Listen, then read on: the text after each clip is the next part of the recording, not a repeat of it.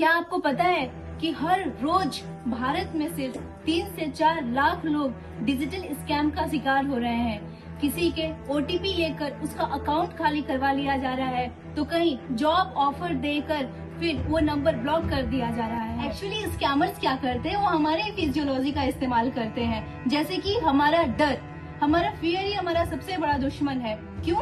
क्योंकि वो हमको डर दिखाते हैं कि अगर आपने तुरंत केवाईसी शेयर नहीं किया तो आपके अकाउंट ब्लॉक हो जाएंगे, और इस सिचुएशन में हम इतने ब्लैंक हो जाते हैं कि हम जल्दी से अपना केवाईसी शेयर कर देते हैं और फिर वो अपना काम कर लेते हैं। सेकेंड है अर्जेंसी। वो हमें इतनी जल्दी में बताते हैं सब कुछ कि हमें सोचने का टाइम ही नहीं मिलता है कि हम ये करें या ना करें, क्योंकि वो कहते हैं कि अगर आपने 2 मिनट के अंदर अपना केवाईसी शेयर नहीं किया तो आपका अकाउंट ब्लॉक कर दिया जाएगा। और इस तरह की बातें सुन के तो हमारा दिल ही बैठ जाता है और हम वो गलती कर देते हैं जो वो चाहते हैं। Third one is greed. वो हमारे लालच को हम ही के अगेंस्ट यूज करते हैं। वो दिखाते हैं कि आपके लिए ये जॉब ऑफर है, ये लॉटरी की टिकट आपने जीत ली है, और इस तरह से वो हमें लालच देते हैं कि हम उनके झांसे में आ जाएं। Fourth, trust. Fake caller ID या बैंक का नाम लेकर वो हमें बेवकूफ बनाते हैं। दैट एग्जाम्पल, मैं ICICI से फलाना बात कर रहा हूँ, आपका अकाउंट इसमें है, आपका अकाउंट फ्रीज होने वाला है, आप हमें केवाईसी दो, हमें OTP दो, और इस तरह की कई सारी चीजें होती है और हम उन पर भरोसा कर लेते हैं। इनका मकसद सिंपल सा होता है, आपके पर्सनल डिटेल्स लेकर आपके अकाउंट को खाली करना।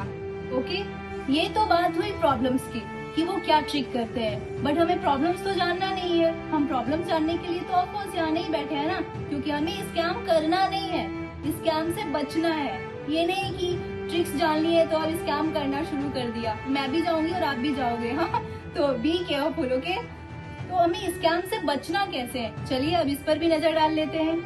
आपको बस 5 नियम फॉलो करने हैं, बस 5 नियम। ये अपने लाइफ का थंब रूल बना लीजिए, 5 rules of my life. Okay, so start करते हैं। फर्स्ट रूल, कभी भी आपसे कोई OTP मांगे या आपका KYC मांगे, जब तक वो कॉल आपके बैंक से ना आया हो तब तक OTP शेयर ना करें, अपना KYC शेयर ना करें। ओके। सेकेंड, अननोन लिंक्स जो आपके पास आते हैं उन पर क्लिक ना करें। आपके अकाउंट्स खाली हो सकते हैं, आपकी गैलरी की एक्सेस ली जा सकती है, और आपके जो भी पर्सनल इंफॉर्मेशन हैं आपके फोन में, वो कोई भी हैक कर सकता है। इसलिए कभी भी लिंक पे क्लिक करने से पहले 2 बार सोचें कि ये सही है या गलत है। ओके।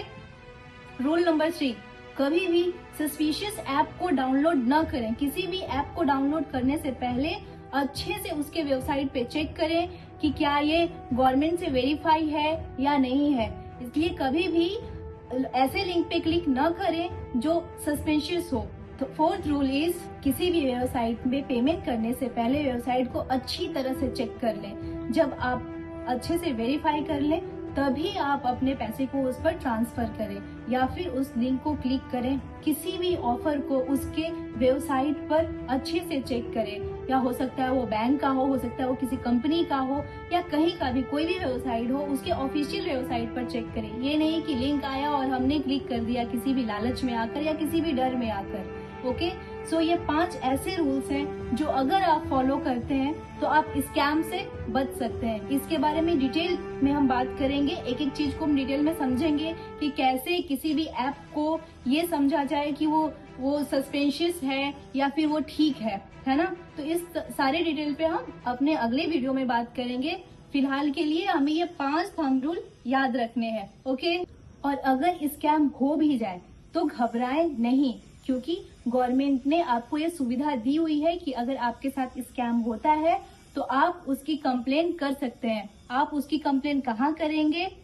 cybercrime.government.in पर आप कंप्लेन कर सकते हैं, या 1930 पर भी आप कॉल करके कंप्लेन कर सकते हैं।